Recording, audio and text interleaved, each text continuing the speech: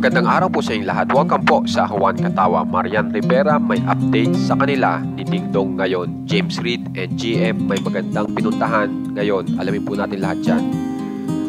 Katatapos nga lang po ng Father's Day at napakagandang balita po kasi naging successful daw po ang movie ni na Ding Dong Dantes at ni Ma'am Charo Santos. At yan ay mula po kay Marian Rivera. At meron pong message si Marian Rivera para kay Ding Dong Dantes. So, basahin ko lang po sa inyo. About last night, congrats, mahal, on your movie's success.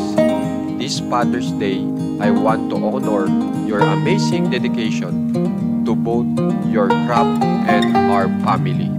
You inspire us every day. Always know I'm here to support you.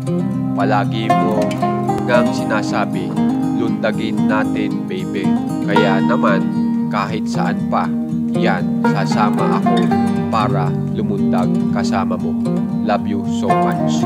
So, yan po ang update ngayon ni Marian Rivera sa kanilang dalawa ni Ding Dong Dantes. Samantala, dito naman po tayo kay James Reid at sa kanyang GM na si Isa Pressman kung saan ay may pinuntahan po magandang lugar. At ito po yung ipinost ni James Reid bago po sila pumunta sa lugar na iyon. At ito naman po, dito nyo makikita ang mga naging kasama po ni James Reid at ni Isa Pressman sa naturang lugar. Yan, bali sila po ay nagpunta sa Coron, Palawan. At itong nakikita nyong bata ay inaanak po nila yan. Yan, magkakasama po sila ng kanilang mga magkakaibigan. Kung mapapansin nyo, enjoy na enjoy po yung dalawa. Kaya talagang napakagandang balita po yan.